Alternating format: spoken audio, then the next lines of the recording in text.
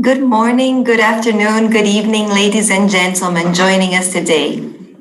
My name is Tatiana Jereissati, and I'm the coordinator of sectoral studies and qualitative methods at the Regional Center for Studies on the Development of the Information Society, Cetic.br, at the Brazilian Network Information Center, NIC.br. I would like to welcome you all to today's webinar, Digital Security in Enterprises in a Context of Increasing Digitalization. This webinar is being recorded and broadcasted on YouTube, and the recording will be made available on NIC.br's YouTube channel. So our session today will be conducted in English with simultaneous interpretation into Spanish and Portuguese. So digital security is essential for promoting trust in a context of increasing digitalization. The productive sector is greatly affected by the ongoing digital transformation, as we know, and it is paramount that companies reflect on the effects of a more connected economy and adapt to this new reality. So this is precisely the topic under discussion in today's webinar, which will mark the launch of the NIC.br sectoral studies publication on the importance of digital security among enterprises. This book comprises a series of articles authored by experts in this field, many of which are with us today to share their insights on this important topic. So to open this webinar, I will now invite Mr. Demi Getschko, CEO of NIC.br, to give us his welcome remarks. Demi, thank you very much for the presence today. You have the floor. Thank you very much, Tatiana. I will speak in Portuguese, taking advantage of the translation. Bom dia a todos. Orgulho. Good morning, everyone. It's a reason of pride to me to open this seminar. As you know, we have the publication of our sectorial studies, and we have just launched a book with several chapters on corporate security. This is a topic, those who follow the news, you know that it's a very hot topic. We have, unfortunately, almost every day news, we have just heard of an attack on a pipeline in the US. So this seminar, this webinar, brings the authors of these chapters. We are going to have them speaking live on these topics that are extremely important in a time such as ours, both in the private and the public sector. So we have a cooperation between CERT that examines attack data and good practices, and Cetic that draws statistics on how this is being implemented in companies. So what I want to highlight is that this is a specific case where prevention is much more important than the solution. Once an attack has been performed, held, the probability of eliminating all negative effects is quite impossible. So we must make our best efforts so that this does not happen easily. Prevention is essential to that sense, and this seminar sheds a light on that. So I wish you all a good seminar, and I thank the presence of international specialists and all of those who are following us in YouTube. Thank you, Demi. So our session today will be moderated by Mr. Alexandre Barbosa, who is the head of Cetic.br. He will conduct 2 rounds of questions with our speakers, which will then be invited to answer questions from the audience. So throughout this event, participants are most welcome to submit their questions through the chat in Portuguese, English, or Spanish. Please indicate the name of the panelist to whom the question is addressed, followed by the question. So now, without further ado, we would now like to call upon Mr. Alexandre Barbosa to moderate our session today. Alexandre, thank you for being with us. The floor is yours. Thank you, Tatiana, and good morning, good afternoon, everyone. Welcome you all to this webinar. It is a great pleasure for me to moderate this panel. And today, we are very honored to have with us some of the authors that contributed to our publication entitled Digital Security and Analysis of Risk Management in Brazilian Enterprises. Before giving the floor to our distinguished speakers, I would like to acknowledge the international efforts made by organizations such as OECD, Eurostat, and some national statistical office to define a commonly agreed upon methodological framework, including definitions, concepts, indicators for measuring digital security, digital risks, and a wide range of ICT-related security issues in business today. As was mentioned by Professor Demi, we have IoT connecting devices in hospitals, in agriculture, in many areas. So this is, as Demi said, a hot topic. And a little bit of a historical background to this publication. It is important to mention that in 2017 and 2018, the OECD proposed a set of indicators on digital security risk management, and both the Cetic.br and the Brazilian National Computer Emergency Response Team, this Brazilian set, had the opportunity to collaborate with OECD in the design and testing of a questionnaire covering all the dimensions proposed for measuring digital risk management practice in business. So it was a joint work that we conducted here in Brazil.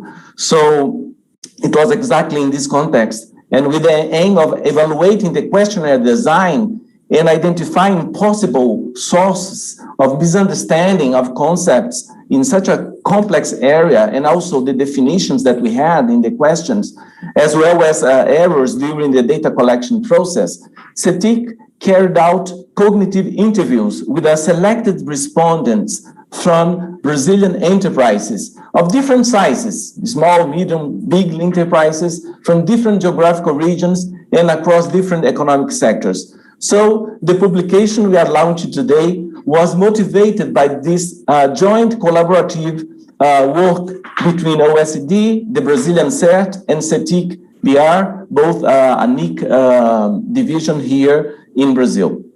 And I'm quite positive that the content of this publication really brings relevant conceptual aspects, as well as data analysis and an international perspective on the importance of measurement and data production in the field of digital risk management.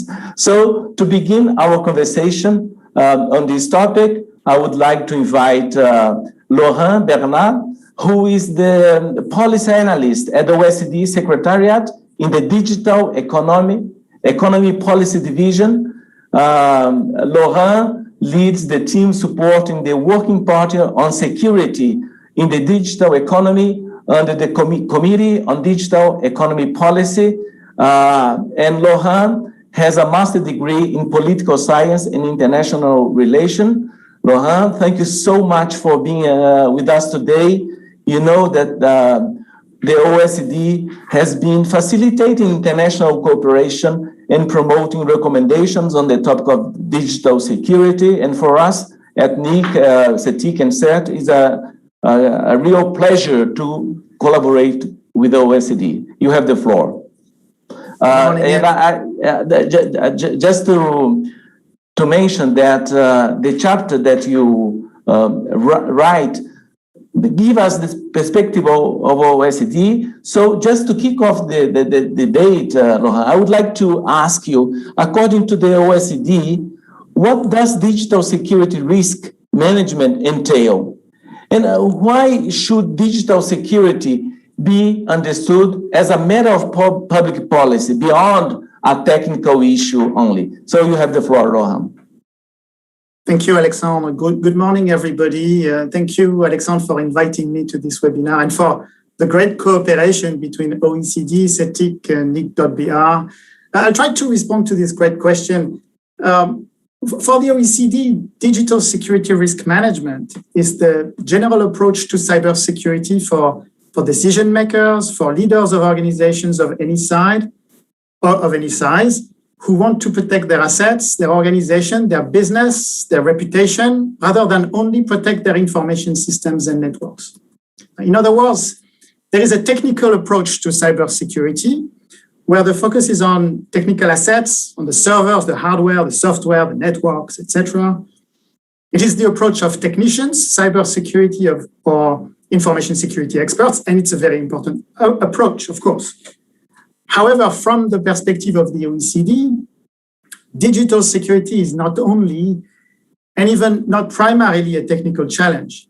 It is primarily an economic and social issue, an economic and social risk. So let me dive a little bit into this. When a cybersecurity incident happens, it is disrupting something technical.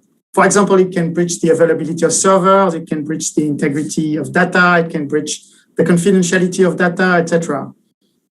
But the real harm to the company or the organization is the consequence of these breaches, the disruption of the service. And we can make a reference to the attack on the US colonial pipeline, a striking example, but there are attacks on hospitals.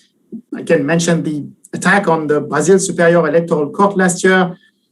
Cyber attacks create losses of economic opportunities, financial losses, and reputational harm. There can also be physical damages, people being injured physically if, for example, IoT systems integrity is breached. So if we look at the characteristic of an attack, we tend to have a technical understanding. However, when we look at the consequences of the attack, we see that this is an economic and social risk. And this has important consequences, and I will point to 2 consequences for businesses and organizations, and 2 for public policy. First, the responsibility to manage the risk or to own the risk should be on the owner of the economic and social activity, which is at risk, not on the manager of the IT system at risk. If a manager is responsible, if a business manager is responsible for the benefits from a business line or a government service, then he or she should be also responsible to understand the digital security risk to that business line of service and to manage this risk. This is not easy because it means understanding something which is also technical. This is why it is essential that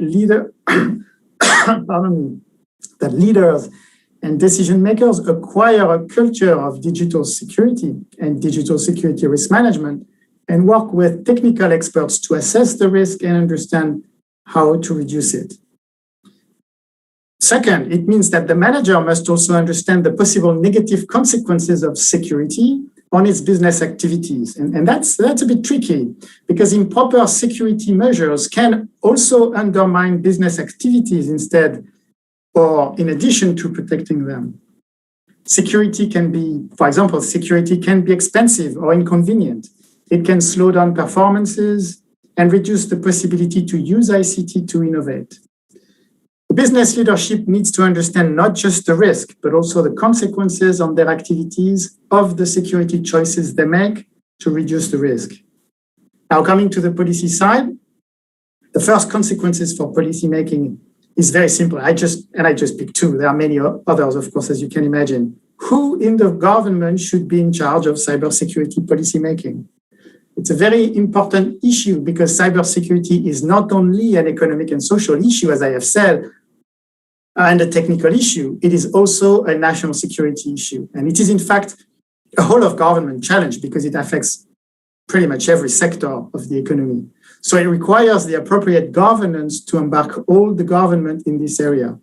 This is a point that has been discussed in the OECD Going Digital Review of Brazil, published in October last year, focusing specifically on Brazil, and that publication is also available in Portuguese.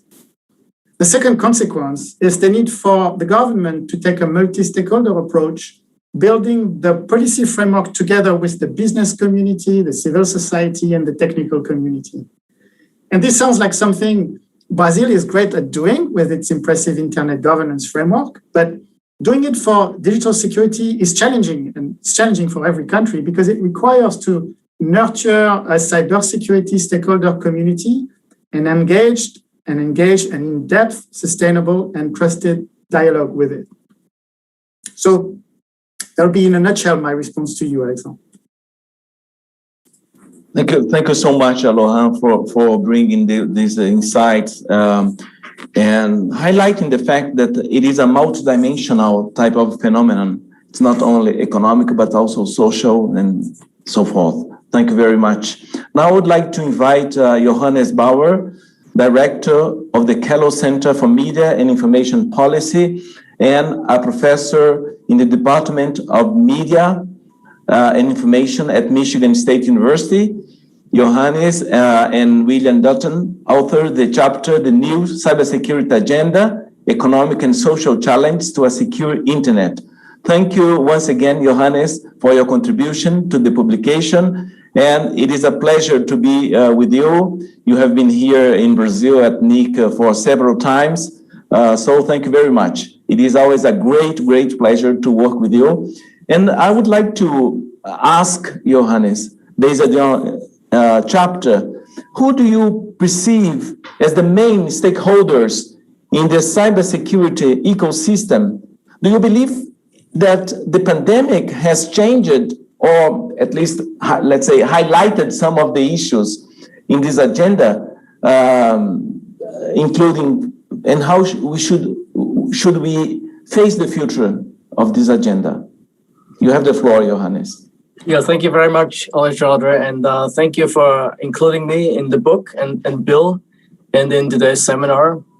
As the title that you read says, our perspective is mainly a social scientific perspective on security. But as Laurent said, there's also technical aspects, of course. The two really interact.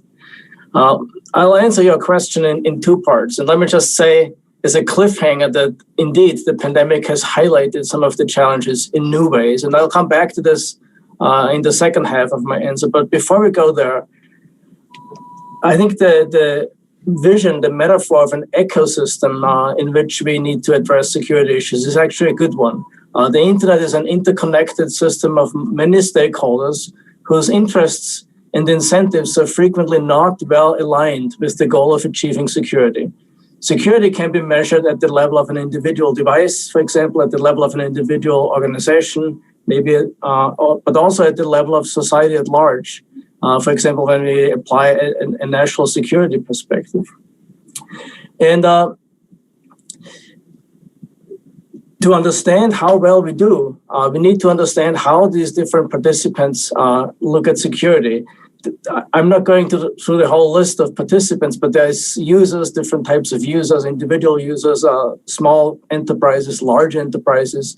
You have connectivity providers, fixed and mobile, ISPs, for example. You have device manufacturers, you have software developers, you have government and other policy actors, and of course you have attackers, right, who have their own motives in trying to undermine security. Each of these actors looks at the costs and benefits of security decisions more or less from their own private perspective. But security not only has private good aspects, it also has public good aspects. Because of that interdependence in the ecosystem, every security decision by every single individual or decision maker has potential implications on others. And let me give you a couple of examples. Right? So, for example, in the software development industry, we have frequently this notion of move fast and break things. So we'll release partially developed products and then we fix them along the way. But they can, of course, cause enormous security risks along the way, right? So the level of security of some of the products that come to the market may be below what is desirable. But when thinking through those issues, those decision makers typically do not think about the ripple effects on the larger, the broader system. Economists call this externalities. And externalities are typically phenomena that need to be addressed by some types of policy intervention. So we see frequently that these incentives of individuals may not be aligned, right? For a long time, we saw, for example, finger pointing in the security field. So the software developers would say it's the internet service providers who are responsible for security. The internet service providers would say it's the users who are responsible for security. And the truth is, it's all the above who have to contribute in their own ways, right? And some security issues actually are related to the weakest link in the ecosystem. And so the weakest link will determine how vulnerable the system is. Others are actually dependent on the total effort that is expanded or the average effort across the entire system. And depending on which type of attack one faces, the system may be secure or not, it may not be secure. Now let me come to the second part of the question, that's COVID-19. And because so many activities moved online during that time, so from tele-education, telework, and so forth, many of the problems of security are amplified. But we also moved very critical services online during the time, for example, telehealth.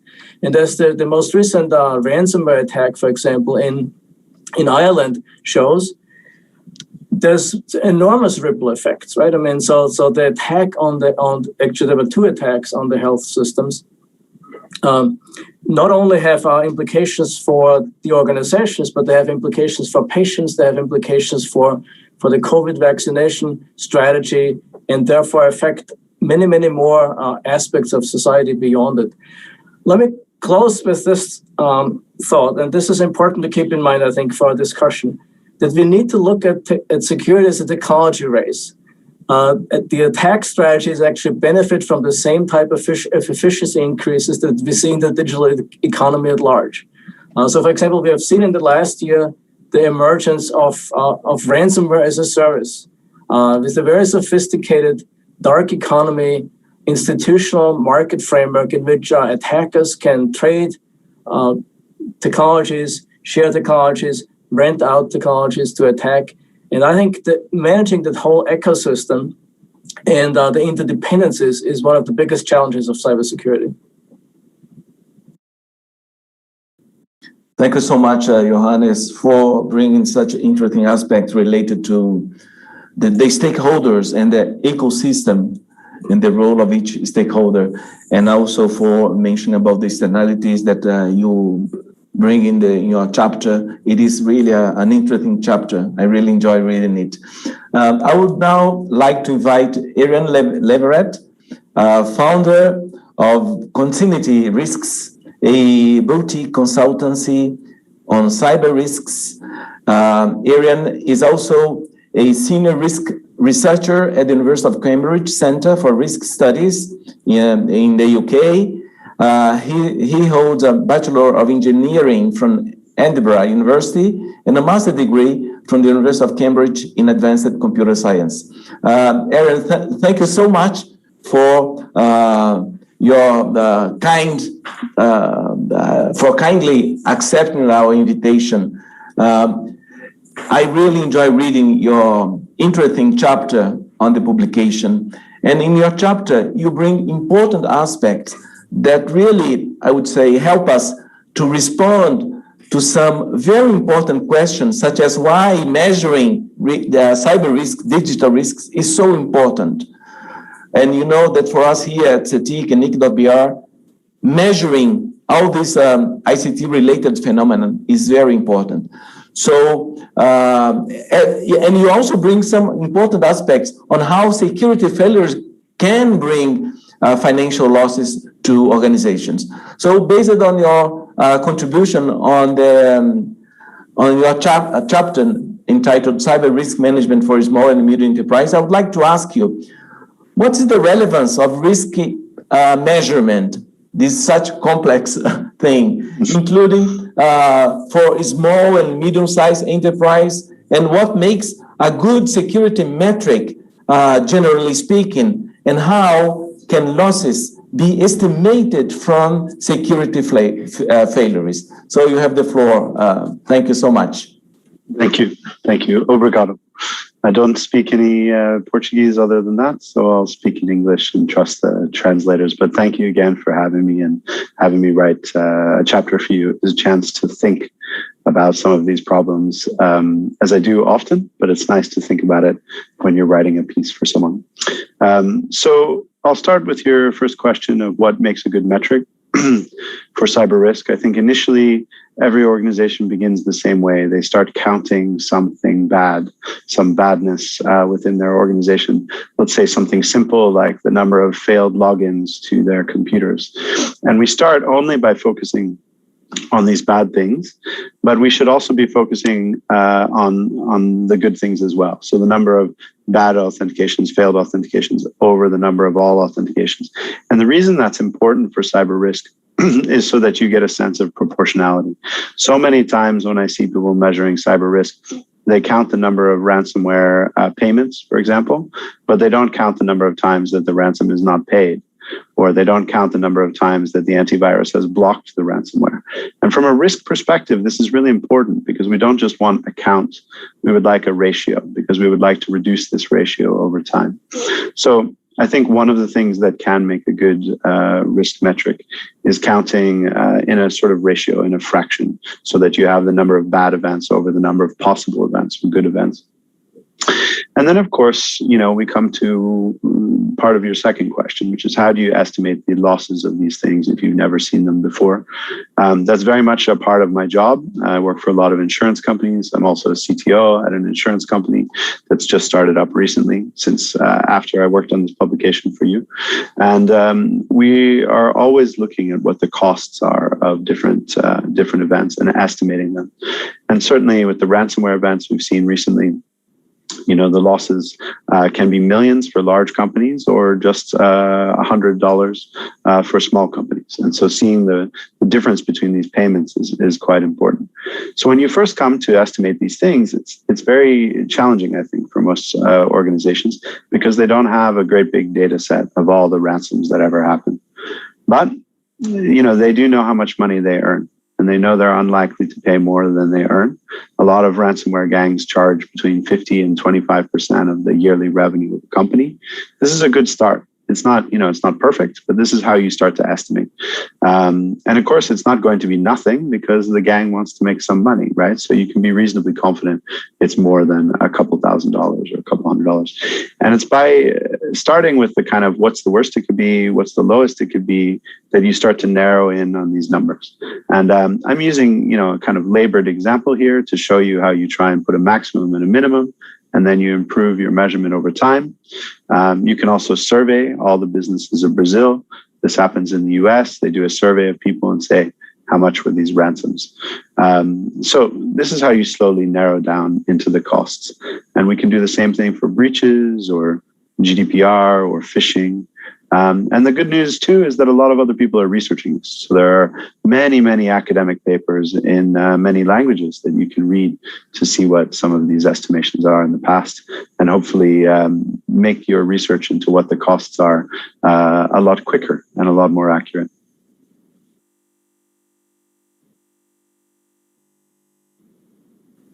Thank you so much, Éireann. I think that this perspective on metrics and the measurement, the need of measurement is really very important. And I think that your chapter illustrates this very well. I would like to share that we have almost 300 people watching on streaming, more precisely 275 people in the 3 channels, Portuguese, English, and Portuguese. So it is a quite good audience. And I would like to also to take this moment to remind and encourage participants to submit their questions through the chat. You can write in Portuguese, English, or Spanish. Now, I would like to invite my dear colleague, Cristine Hoepers, who is the general manager of the Brazilian CERT, CERT.br, which is the Brazilian National Computer Emergency Response Team maintained by NIC.br. And CERT, as all of you may probably know, is a focal point for incident notifications in Brazil, providing the coordination and necessary support for organizations involved in security incidents here in the country.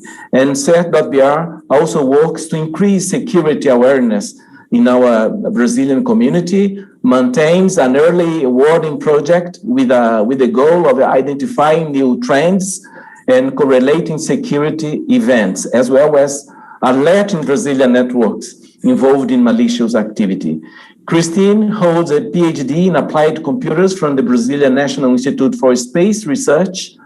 She authored the chapter Security Incidents Scenario in Brazil, based on the data collection collected by CERT.br, where to invest to reduce risk. It's a very practical and interesting chapter with a very clear recommendations. And Chris, I really enjoyed reading your chapter. Thank you so much for being with us today. And Cristine, considering the incidents and attacks observed by CERT in Brazil, what are the main security measures that could reduce most of the incidents that we see here in the country. You have the floor. Thank you very much, Alexandre, and thank you everyone who's watching and all the other panelists. When I was writing this chapter, this actually was kind of a combination of the past few years where we keep seeing the same incidents happening again and again, and the root cause of the incidents is kind of clear. So I think besides measuring, you also need to measure, but then you need to prioritize. So most organizations, they don't have infinite resources. They barely have resources to manage their IT systems. They don't have a lot of time. They don't have a lot of people. So I think one of the objectives is really, where do I put the money? So what is the Pareto Principle? So what's the least effort that can tackle the most of the problem? And looking at several data sources that we were looking at our instance reported to CERT Brazil, to all the data that we collect in our sensors and honeypots, data from threat feeds, we see that basically there are two things that are really, really important, and it's really to install patches and avoid using only passwords for security. That's really going for multi-factor, two-factor authentication. And a lot of people, and especially I think a lot of decision makers, they are all the time being bombarded by the media and bombarded by, of course, the most tragic incidents, or those like the last week's pipeline or something like that.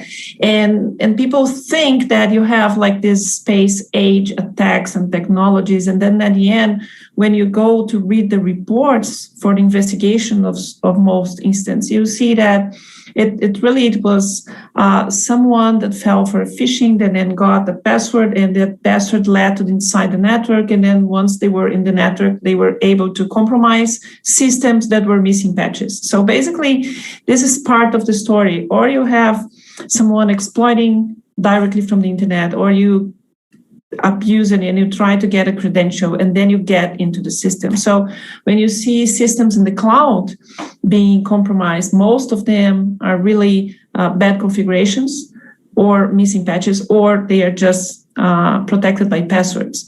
And really, I think this is kind of a theme that is very important for small and medium enterprises, because if you go, especially for the small ones, they are just using cloud and they're using systems online. And if they choose a provider that will not provide the basic security, like having multi-factor any way possible, or they have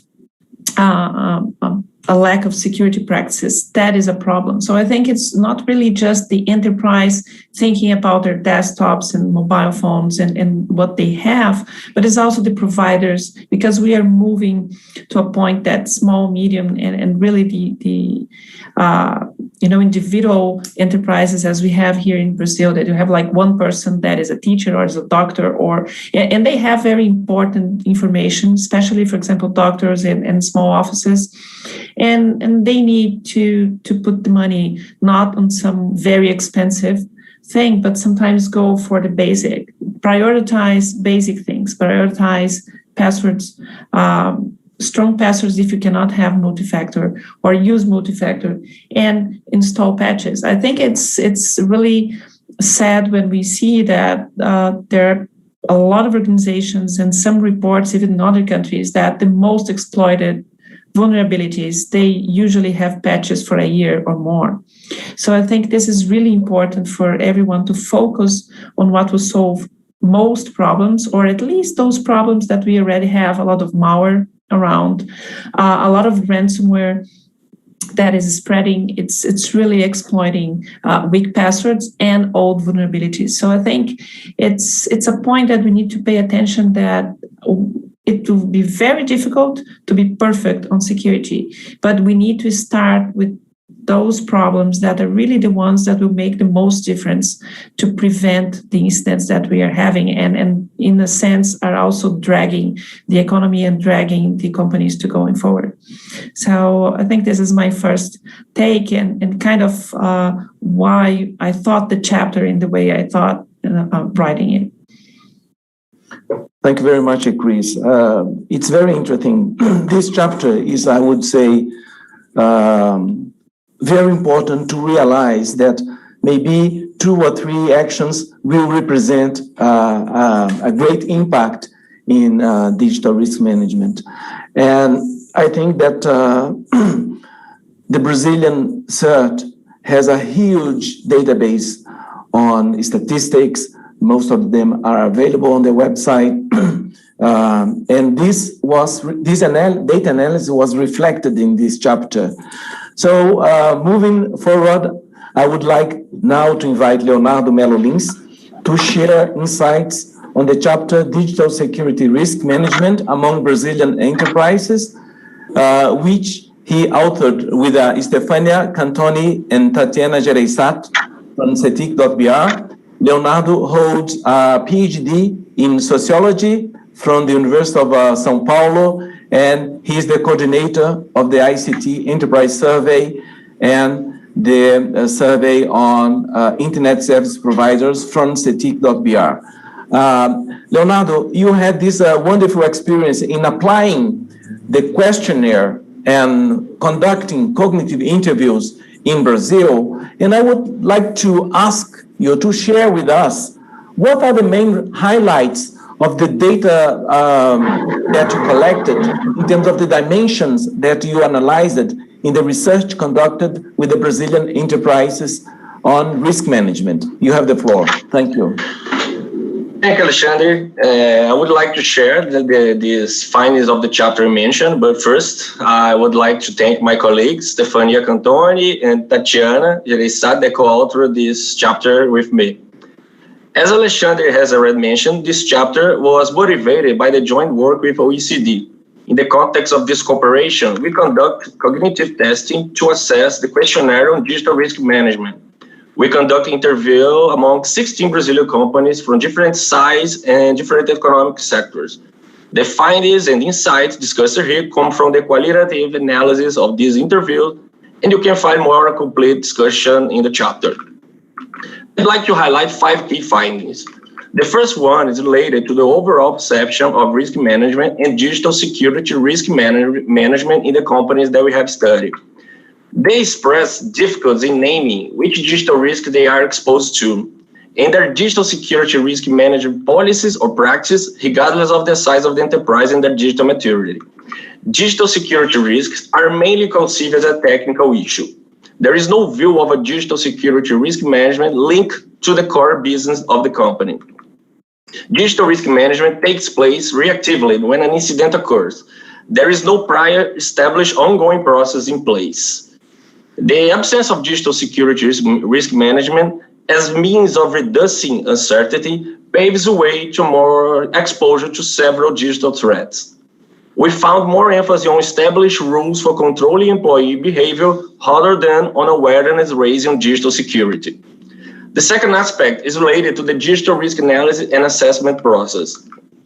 Multinational companies were the only ones that have established process for analyzing and assessing digital risks. However, this process was controlled by the headquarters, being modified in some features only to comply to legal requirements of the Brazilian law. The perception of digital risk as an exclusively technical issue seems to lead to uncoordinated level risk management practice. This goes against the dynamic nature of risk, which requires assessing and treating it on an ongoing basis. Then, we have the one point related to the accepted level of digital risk and the consequence of incidents. The famous trade-off between exploration and exploitation is absent. There is no consideration on how much risk to accept in order to benefit from the digital environment. Companies also had difficulty recognizing the potential consequence that the enterprise could suffer as a result of digital incidents. Another important aspect is the company's digital risk reduction and transfer practices. We found isolated risk reduction practices that were carried out as individual initiatives implemented by those responsible for the IT area. For instance, backup was the main action implemented in a regular basis. The concepts of information sharing and risk transfer are unknown to respondents. Finally, Even with the universalization of the internet among Brazilian companies and their increasing online exposure, mainly through e-commerce, concerns about the digital security risks inheriting these activities does not seem to follow the same pace. No specific departments were reported for the management of overall risks or digital security risk management. Many would justify this by stating that digital security issues do not apply to them for being a small business. We can conclude by saying that the minimal level of digital security risk management stops when cost is perceived as high. When this becomes expensive, the result is to take the risk, consciously or unconsciously. But it must be said that although the level of maturity in this risk management practice is still low, most companies know that they are exposed to digital risks and potential financial and reputational losses. This means that there is a real opportunity for capacity building to disseminate best practice in the country. Thank you. Thank you very much, Leonardo. I think that this chapter on the Brazilian perception of the Brazilian companies' perception on risk shows us the importance of raising awareness, and the chapter that Cristine authored give us a lot of real practical practice, that practical example of how to address risk management. Now, to finalize this first round of questions, I would like to invite Alejandro Patiño, who is, along with Georgina Núñez, his colleague from the UN Economic Commission for Latin America and the Caribbean, ECLAC, or CEPAL for us in Portuguese or Spanish speaking, authored the publication's final chapter on the conclusion, giving a very interesting overview of the scenario in Latin America. Jorge Alejandro Patiño is an ICT sector specialist at UN ECLAC. He holds a master's degree in economic and regulations of public utilities from the Universidad de Barcelona in Spain.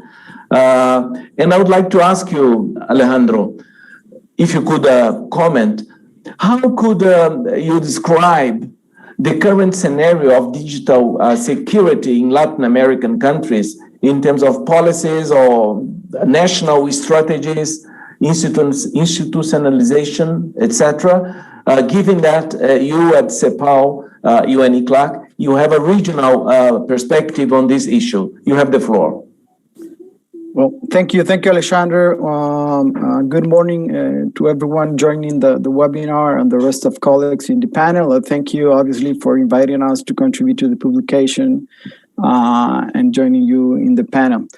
Well, first of all, Alexandre, I would like to say that in recent years, Latin American countries have improved in their design of legal and the adoption of legal frameworks and policies regarding cybersecurity.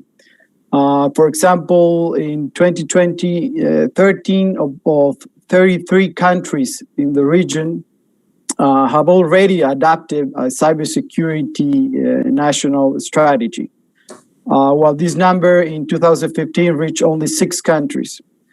Also in 2020, we could say that 19 countries out of 33 countries have already have a computer emergency response team in the region.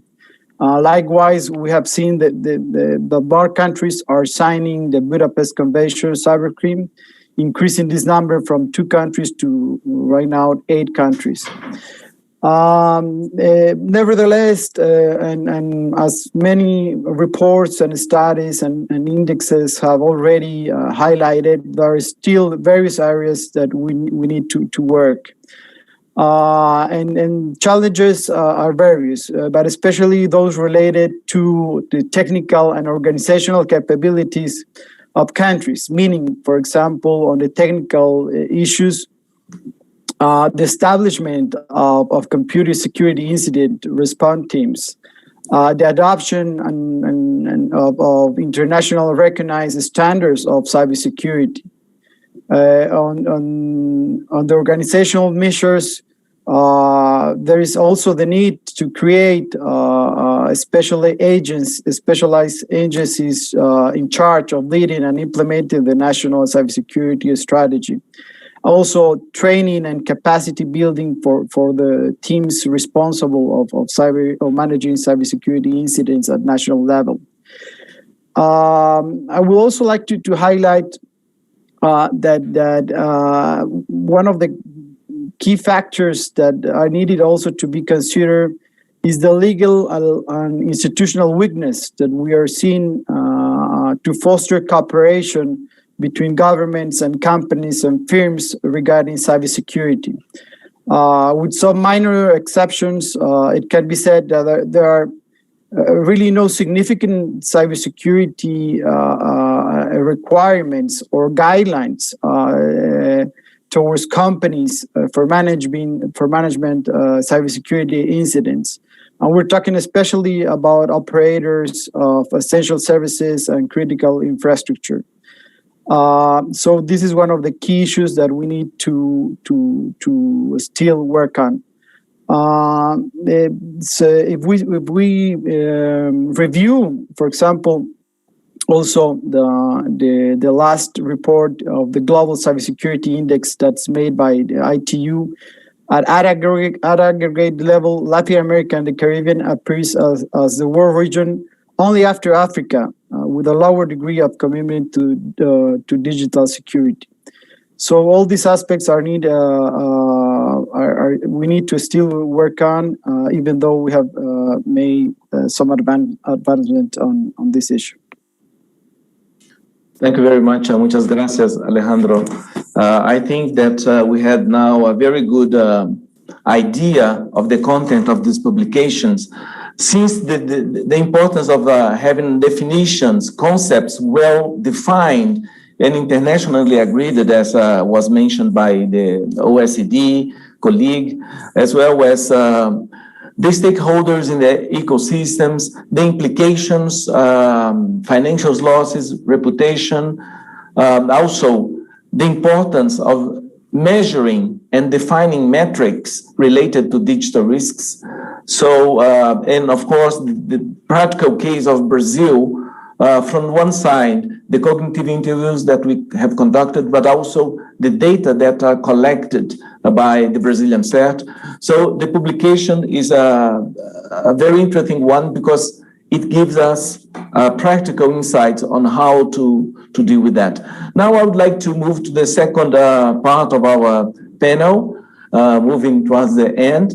And I would like to ask jointly Johannes, Éireann, and Cristine to comment on the trade-off between the potential gains from innovation through digitalization and the risks exposure that this entails. So if you could maybe make this, discuss a little bit, is there a trade-off between these two things? And also what are, in your views, the main aspects that should be considered in this trade-off? So I would like to invite Johannes, Éireann, and Cristine to comment on that, because I think that your chapters, they, in a way, they give us this idea of the trade-off between potential gains and the risk exposure. So who would like to start? Maybe Johannes?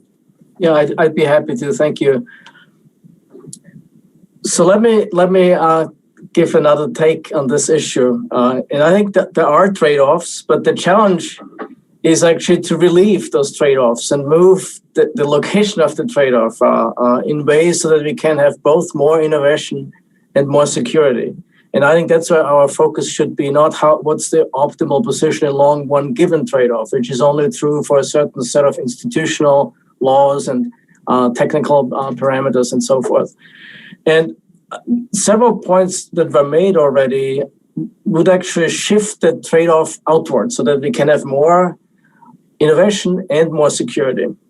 Right? For example, one is capacity building, both at the level of individuals, at the level of organizations, but also at the level of society. And there's very compelling data showing that capacity building, along the way that Cristine mentioned,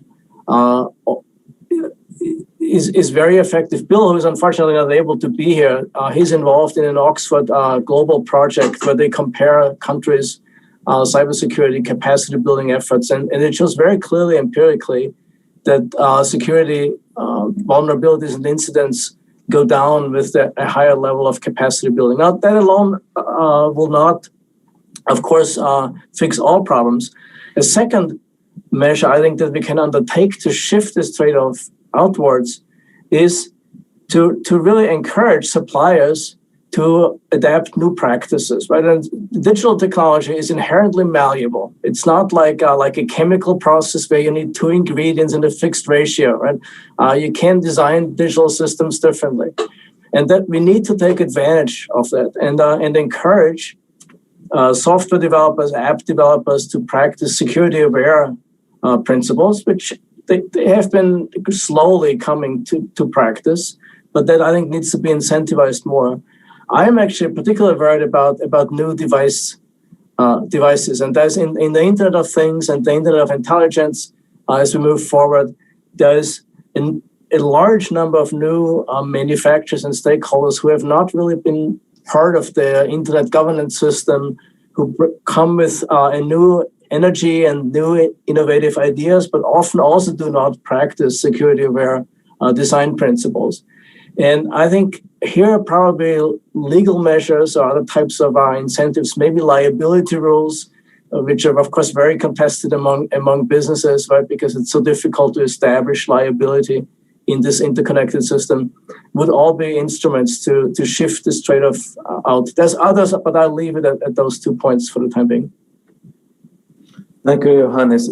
I couldn't agree more with you in terms of the high speed rate of digital devices being connected, such as in IoTs and key areas like health. It is very concerning that devices are being interconnected without the ecosystem, the stakeholders, providers, suppliers, and users not being aware of the digital risks that these devices brings to the organization. Maybe Éireann or Cristine would like to react, or Yeah, I'll pick up the baton for liability. I think you're absolutely correct. And one of the problems that we are having in Europe in a kind of legal dimension of this is that you have these new IoT devices coming in line. And let's use a simple example like a washing machine or a toaster. These devices have, the manufacturers have liability in a physical sense. If a toaster is unsafe and it burns me every time I use the toaster, or the washing machine floods my kitchen, I can sue the manufacturer for the defects that caused these injuries or damages to my home. But in a software sense, we can't sue the manufacturers for these things. And this is traditionally, software is not a subject to liability. The problem with these two things is in Europe, we're seeing this is on a collision course, because we're starting to build an IoT toaster. We're starting to build IoT washing machines. And if the firmware in the washing machine floods my kitchen, then I'm not allowed to sue someone because it was in the code instead of in the physical device. So what we're seeing in Europe is the erosion of traditional product liability because code is involved. And so there's some pushback on that, and there's a lot of great debates around that. So I would encourage people to follow up on the previous speaker's comments and look at that as well. But I also want to make another point, which is that when we're talking about IoT, this goes back to your risks and trade-offs kind of question. So we have this potential for great harm that can occur because of these things, but we also have a great opportunity. In traditional liability, physical world, analog liability, if something was broken, let's say the toaster or the washing machine, they have to pay me the damages for what's been damaged in my home and ship me another one. Maybe I don't want another one. Maybe I want to work with another person or another organization, but I would get a new device. And that product recall was incredibly expensive for large corporations. That is different with IoT. Essentially, if the failure is at the level of code, you can ship new code to the device very, very cheaply. And essentially that brings the cost of product recall for IoT objects almost to zero. So companies that are developing IoT devices, they have this risk that they may one day be held liable for the problems of their products, but they also have this opportunity that the product recall is not as expensive as it might have been in the past. And I think that is really, really exciting. And of course, I could say a lot more about the harms and the benefits to society at large. But I think given the track of conversation we're on, I'll just leave it there and let Cristine say something wise and wonderful. Thank you very much. Cristine, in reaction? Oh, yeah. And I think Éireann got to a point that was the point that I was thinking since the very beginning. So we say that we need awareness and we need people involved, but what I still see missing is that everyone thinks that security is someone else's problem.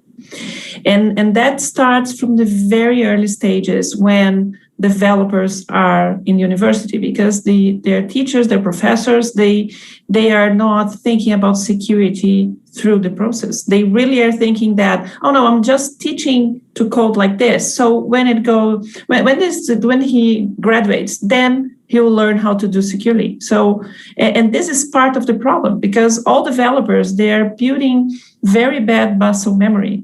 They are just getting into coding in the worst way possible, getting it's okay. I think it's amazing that nowadays I compare with when I learned that we didn't have the internet when I learned to code. We were not able to go to GitHub or to have places to call for code or to get information. But nowadays, people are not vetting what they are putting in their systems. They are just Googling for, I need to do this for this IoT. And the first thing that's pops up gets shoved into the code. And then we start seeing this weird supply chain things that you can have one specific part of a software component that will affect the whole ecosystem of desktops or mobile or IoT. And then we need to think that usually IoT nowadays is a mix of either a Google operating system or Linux operating system. So you have things that you actually need to be prepared to install patches. And then I go for what Éireann said. In a way, it's very easy to make a recall if you thought about it when you were designing the product. And most of the developers, they go to the market and they don't know how to do this. They were not taught in universities on how to do the whole development life cycle, thinking that you need to provide patches and you need to provide security fixes and you need to know how to provide that. So in a way, we see software companies, they have to compete. If they want to get to the market, they need to be the first one to get a product out. Security is always the last thing that they will know, because features sell. It's not security that sells. So I think having incentives in a sense of a liability, it's kind of a trade-off, because the software industry don't want that, because we know that softwares are buggy. They will be buggy. They will have problems. So I think sometimes they're afraid of the wording, because it's not really if there is a bug, we'll be liable. But I think the wording should be if there is a bug and you do not have a patch management life cycle and you are not responsible and you don't push patches in a responsible way, then you are going to be liable. So, and we see some countries, the government's going for, I think, too hard, that you need to provide a software with no bugs, because we were discussing this with some local regulators here. And then you kind of say, no, this is not how software works. And then they say, oh, but this is how it works with frequencies for my telephone. So they cannot use these and that frequency. Okay, that you can measure and you can be certain that's not used. But software, the only thing you are certain is that it's going to have flaws and you need to work. So I think this is part of the innovation, that the companies need to accept that once you're using IT, and everyone is already using IT, I think this is a data that's very clear from Cetic studies, that since the very beginning, 2005, it was 1% of companies didn't have IT integrated in all their areas here in Brazil. So they're already using it, but they need to, get to this conscious that you need to install patches, but then you need to demand. And we are still forming, I think, a workforce of developers that are not taking this really seriously as they should be taking. So I think it's a complex problem, and we need to get everyone involved. Software engineers, professors, the industry, because sometimes I see the struggle of the industry. Yeah, but I hire a developer and it doesn't know where to begin. So I have to teach everything from the start. So, but I don't think that we should stop innovation because of security, but we need to think that security needs to be there because someone will try to abuse whatever you have in your organization. And that mindset of, who will know that I have this and that also needs to be broken by awareness that, attacks happen all the time and they will find those devices and they will compromise them. So I think it's a complex, but I think it's challenging. We are going to be talking about this for a long time. Yes, indeed, Chris. It is complex, an issue, but we have to face it. Thank you so much, Cristine. And I think that you three brought aspects related to this trade-off that should be considered by enterprises operating the digital economy. And, COVID-19 made us to look at the digital in a way that we never did before. So even very small companies are operating online. And we know that their processes, either operational or commercial processes, are increasingly relying on the use of internet and other devices, as you have mentioned already, on devices connected through IoT. So raising awareness is a must in this scenario. And I think that we have to understand that many companies, maybe in terms of small and medium enterprises, they don't even know that they have to apply patches to correct software flaws. So it's a huge task that we have in our hands, especially for the Brazilian CERT and now also for us that are measuring those phenomena.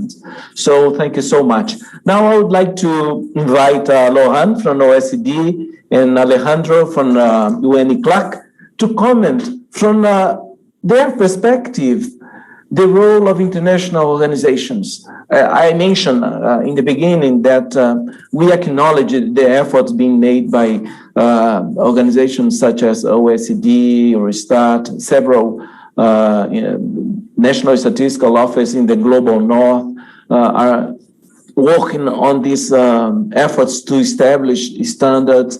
So, Laurent and Alejandro, which role can international organizations such as the one that you are in, OECD and ECLAC, play in the pursuit of a safer digital environment?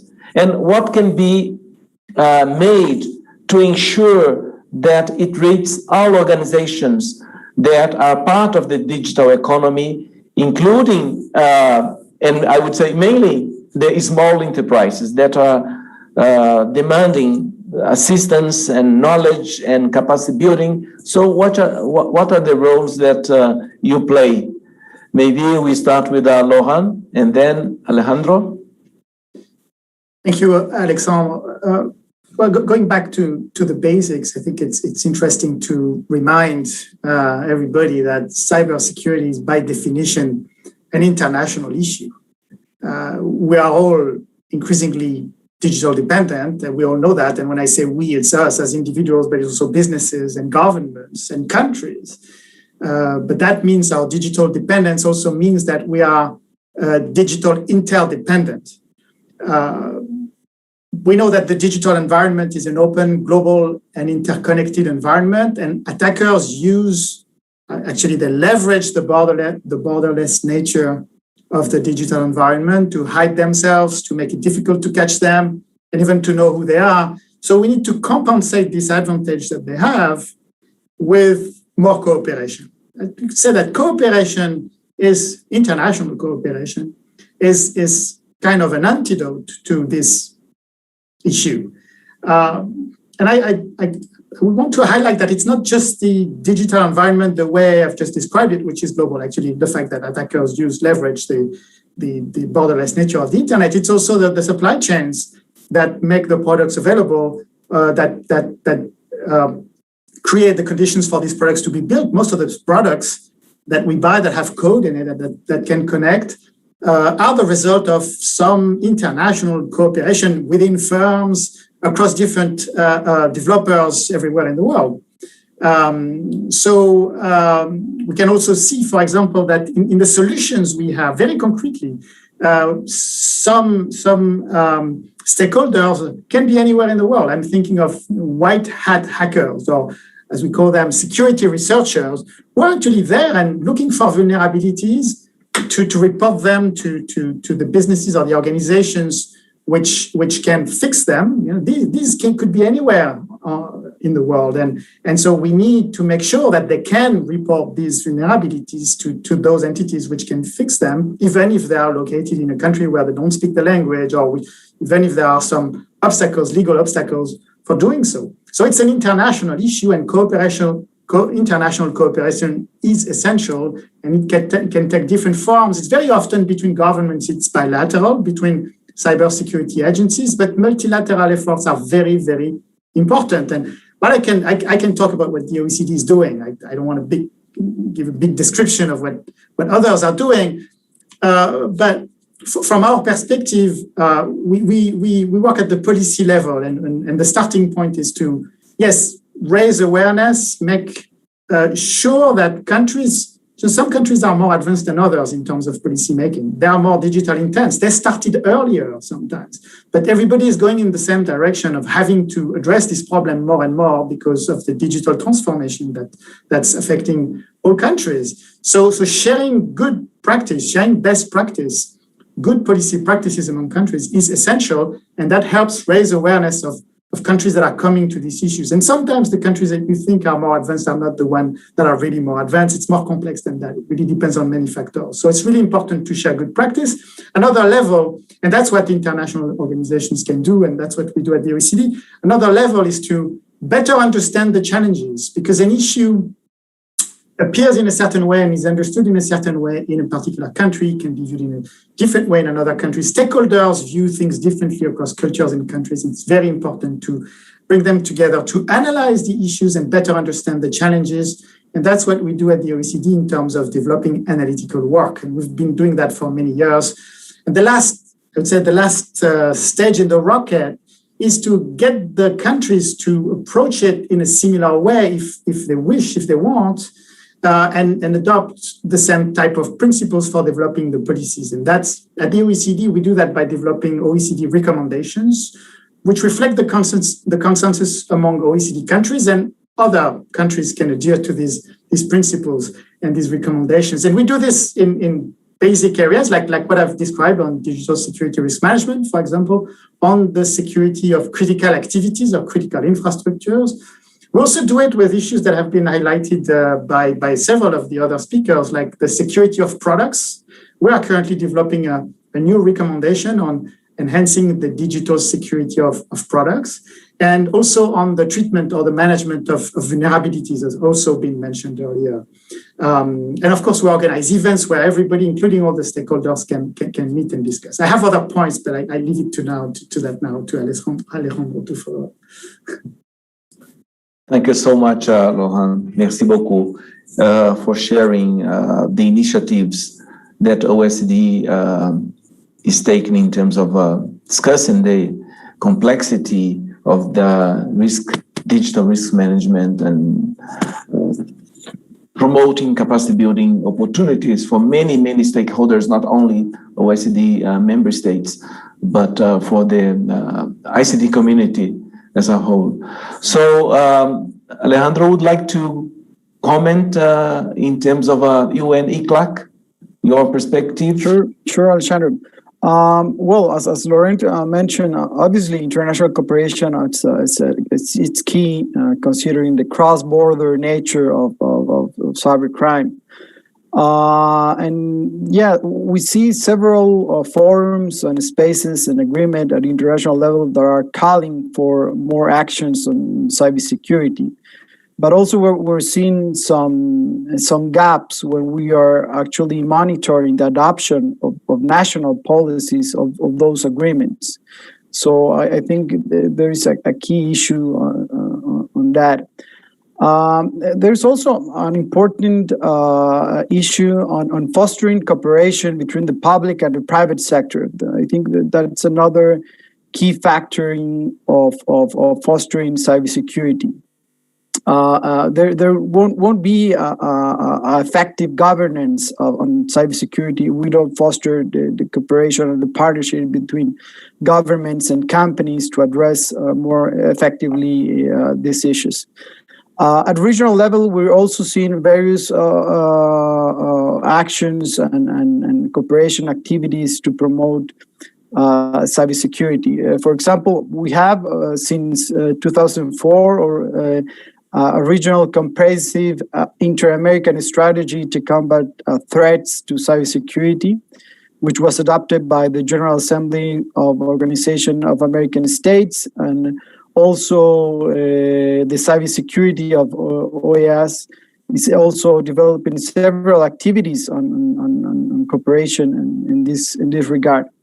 At ECLAC, we have also promoted several political commitments to promote cybersecurity. For example, those adopted at the digital agenda for Latin America and the Caribbean, which calls to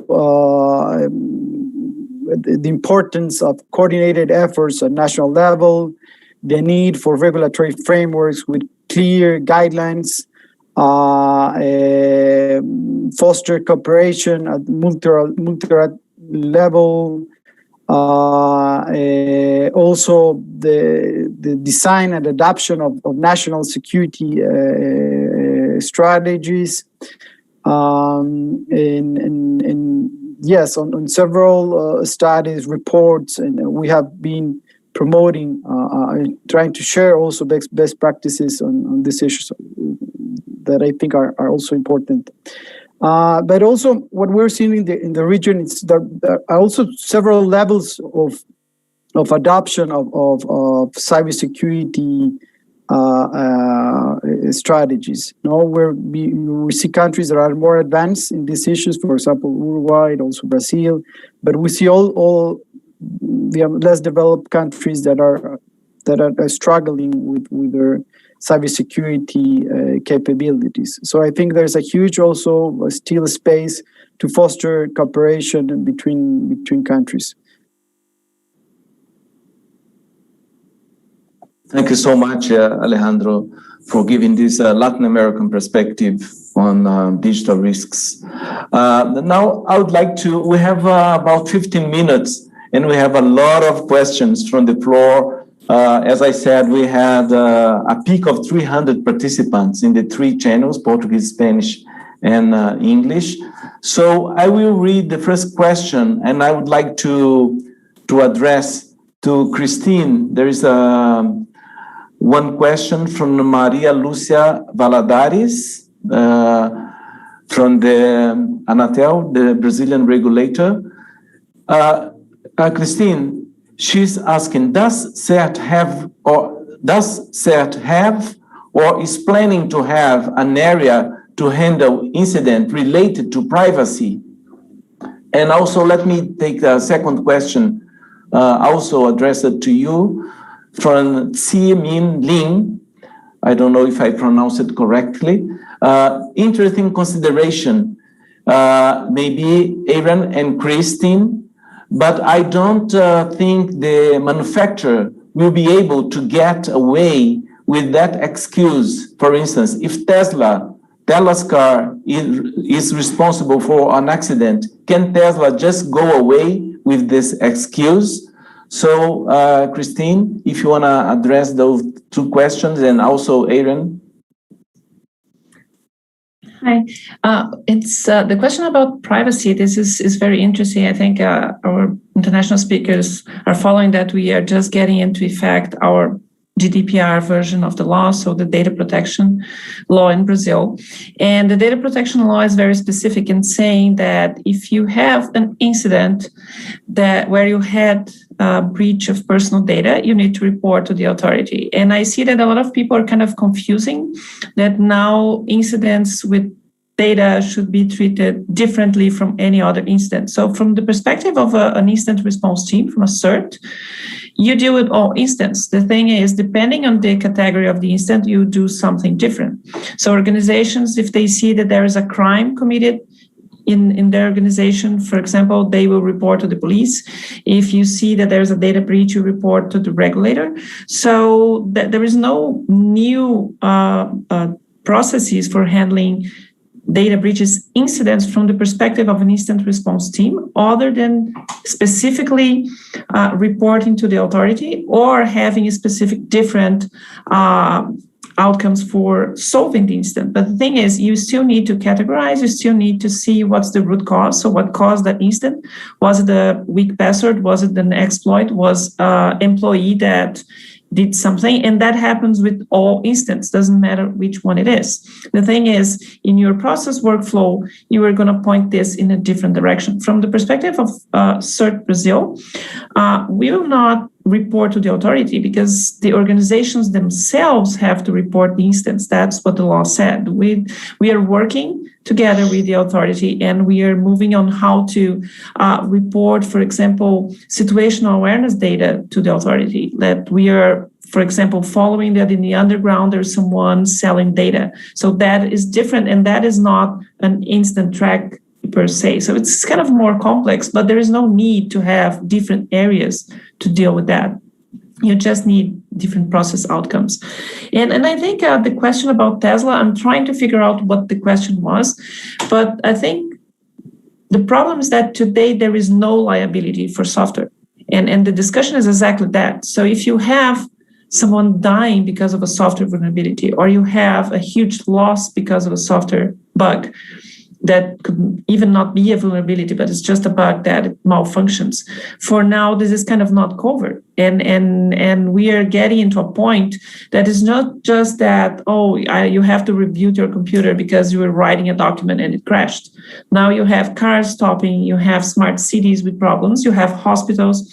For example, I think 2 weeks ago, we had cancer center treatments in US that could not treat cancer patients because the cloud of the equipment in Europe was offline, and you needed that cloud to be online to have radiotherapy sessions in US.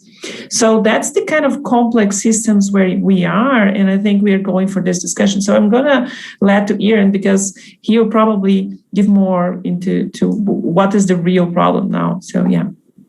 Yeah, I'm happy to take that question, and I thought you captured it very well. I mean, broadly speaking, to the listener or watcher who asked the question, I think you're right. I think in the long arc of time, we're going to see that this is not acceptable. But it took us a while to get here. So as Cristine said, right now today, software doesn't have liability, and it's only because we've started putting software in all of these physical things. When I first started working, I worked on the electric grid, so I saw things that were failing because of the software that were causing damage to other equipment, and so I started thinking about this very early.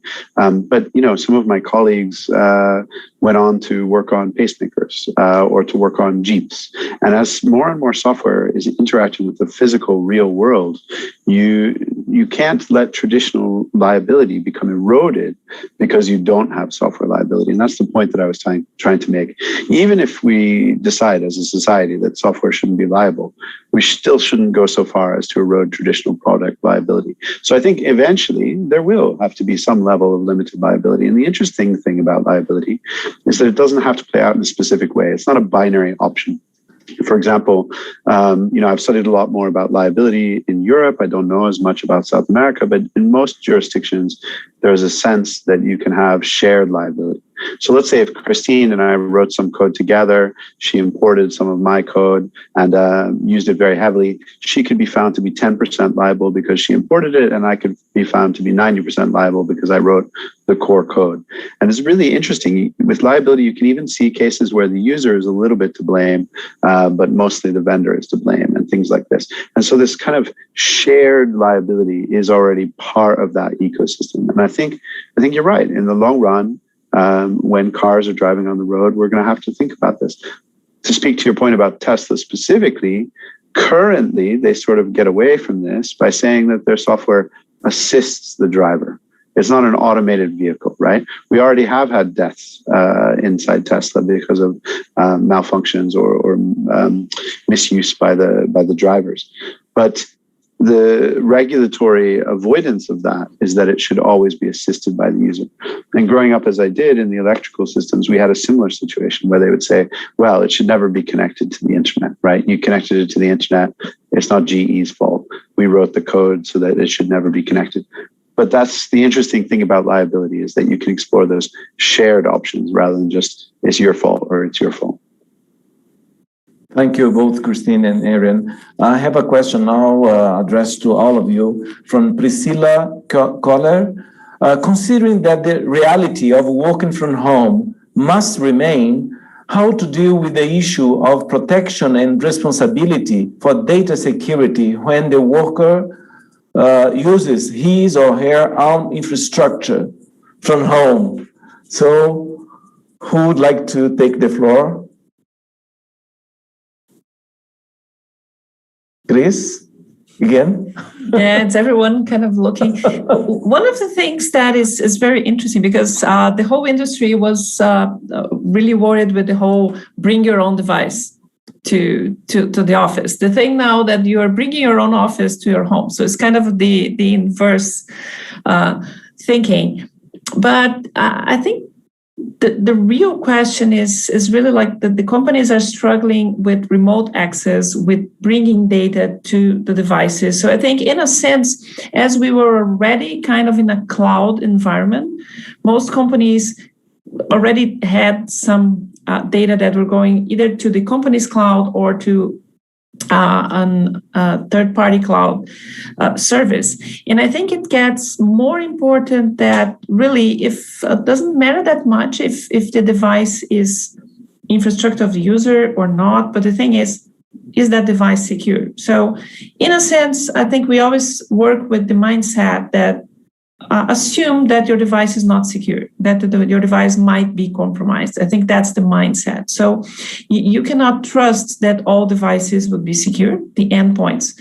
So maybe moving more into the company having the data and you having, I don't like the term because it's more of a marketing plot, the thing about zero trust, but really you have to not think about having zones or having this is a secure area or not a secure area. You need to think that this data is there, who can access that data, and have good authentication controls. So then it goes to my point. So it's even more important to have multi-factor authentication, to use good crypto, and to have a good hygiene in homes. But I think the companies need to think really better on how to educate the user why is not a good idea for your kid to be playing in the same computer you're working. And this is something that we have already seen. So with the pandemics, we will have more phishing attacks through like streaming services or office shared documents. And part of that, also we would have a lot of phishing for gaming, because they know that the kids are playing in their parents' computers, and they know that they are at night watching streaming in the same computer. So they are not doing the attack in the company itself, but they're just trying to get the device. So I think it's really goes for what everyone talked here: awareness, hygiene of the devices, and really strong authentication and authorization. So I think it's complex, it's not simple, but I think maybe it's a good push for companies to implement this more strong and really to think more about security. Yeah, this is another very practical recommendation that companies should apply and guide their employees. Chris, let me ask you another question, because it's about Brazil. from Marcelo Lumen. He's asking, does the lack of digital security, the threat that we have in Brazil, is a result from the fact that operators still deliver services in IPv4? Is there a correlation or has something to do with IPv4? No, I think this is something, a good thing that we could move forward is to think that it doesn't matter if you're using IPv6 or IPv4. You should be using IPv6 for other reasons, because it's really like the standard protocol and it would be easier for identification of crimes. There is a lot of good things that would come. And I think that sometimes the networks become more complex because people are still trying to really share resources because they're still using IPv4. But I think that the whole discussion about IPv6 and IPv4 is that, security should apply to both. What could be worrisome is some companies that think they're not using IPv6, they're just not looking at it. And then you can have attackers abusing IPv6 and doing some other stuff, even though you were just instrumented to look at IPv4. But that is a more complex point, but I think it's not related to that specifically. But it should be a good practice to move to more modern protocols. Yeah. Thank you so much. We have now a question from Luciano Zenuna. Maybe I will address to Johannes and Éireann. The question is, the greatest difficulty in this field is promoting awareness raising among enterprises and convincing them that they should also invest in information security. Could the speakers comment on this aspect? What could be done to increase awareness raising on this issue among enterprises for the need to invest in this field? I'll happily address that briefly and quickly, because I've been in that position many times, and it can be very frustrating trying to work with board level executives to convince them of a problem. The main thing you have to remember when you're dealing with a risk manager is that they have many risks. They have many risks on their plate, from fire, human resources, war, conflict, pandemics, and so on. So when you're speaking to them, it's very, very useful to give them a probability that an event might occur, a frequency, and a severity, how much it might cost. And if you can't do that, then you're probably not going to rise very high on their risk agenda. And I know that's very difficult for cybersecurity. I've made a career out of it. I've written a book on the topic. I continually write papers just trying to quantify ransomware or breach or DDoS in different ways. So if you possibly can, say, 6% of companies our size will suffer an event like this every year. And for a company of our size, the average cost might be, however much money. And if you can find that data when you present it to the risk manager, you're much more likely to get a budget for security. Can I just add a couple of thoughts? I think there's two aspects here. One is the risks that apply to an enterprise itself, so the private risks of cybersecurity vulnerabilities. And I think, as it just said, this is challenging, but it's more in line with how companies think. But it's probably more complicated to also provide incentives to take care of those externalities, so of the risks where the costs are borne by somebody else. Right? So, for example, your cloud goes down, but customers in a remote part of the world cannot really provide their services anymore, and so we have to find mechanisms. In that particular case, probably a service level agreement might internalize those costs to the thinking of management. But if it's the public at large, in the end, it's only governance or policy that can really align the thinking of management with those broader risks of cybersecurity. And tools are many, none of them are perfect, right? But we could think about maybe requiring things such as cyber insurance that would take sort of some of those risks off the discussion. We could think about, again, liability, right, would be one mechanism to force management to think about those risks that are broadly externalized. Maybe sort of strengthening the legal rights of users of software, right? To have like a private recourse to all this would be tools that policy has to incentivize stronger security. And let me say one more thing quickly, and that is there is a trap that we can step into, and that is to think that all innovation is good. And it's not all innovation is actually good. I mean, there's in Europe, for example, there's a broad discussion on responsible innovation, or we could say, what's desirable innovation? And I think what we need to think about is how to provide guardrails on innovation and sort of channel it in ways, right, that maintain both security kind of considerations, innovation, and many other aspects that we might want to have of innovation. Thank you, Johannes. We have a lot of questions, but we don't have time. But I will take one last question from Lierson Brígido. He's asking, in a practical sense, which would be the devices, hardware and or software recommended for securing the enterprise facing an increase in digitalization on their environments? A bit complex, this question. Additionally, do you think the application of penalties defined at our data protection law would imply better solutions to protect the enterprises? Finally, what about AI algorithms in all this picture? Could you please say some words about AI? Very quickly, someone would like to take this last question? I'll make just one comment. Yeah. I think we could spend an hour talking about this question. So it was not a quick question for the last question. Not at all. But one thing, we talked a lot about mindset, about how to change a little bit. And I think one way would be not to think which would be the software or hardware to protect the data, because that would never happen. So that was what the 90s security was, to have a firewall and an antivirus. Yeah, you need to have this still, but it's not solving the problem. Really, we need to have the whole software ecosystem better, the whole patch management ecosystem better, and then you can fix things quicker. And instead of thinking about like something protecting everything else, because things will not be behind a firewall. IoT would not be behind a firewall, and cars would not be behind a firewall. So I think it's more complex. Just my chime on it. Yeah, thank you so much, Chris.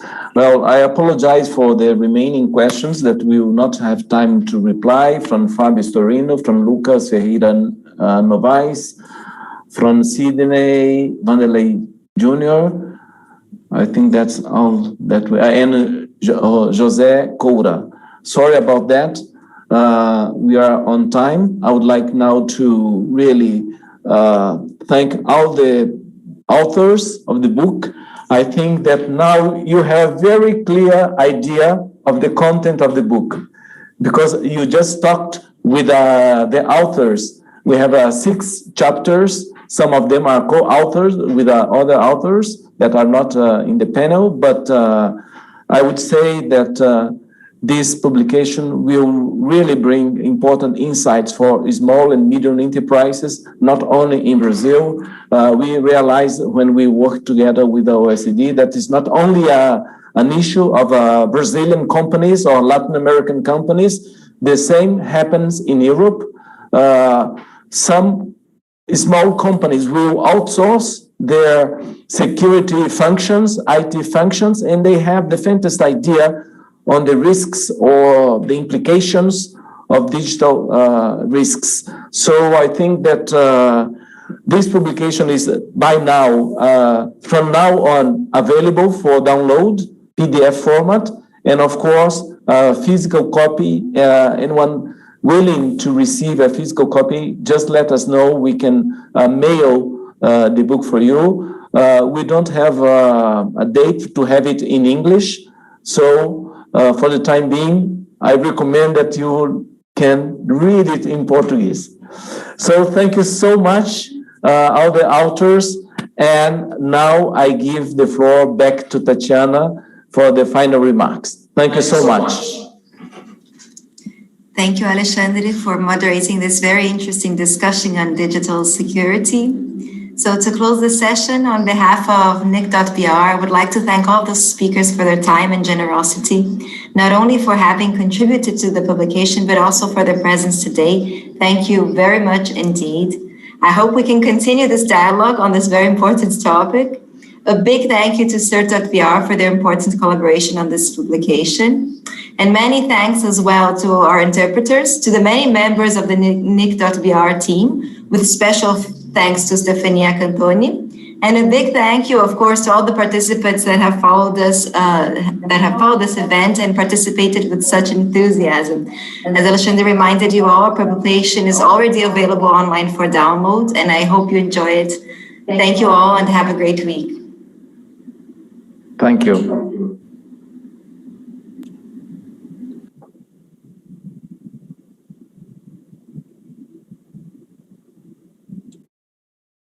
Ótimo. Ok, Ale.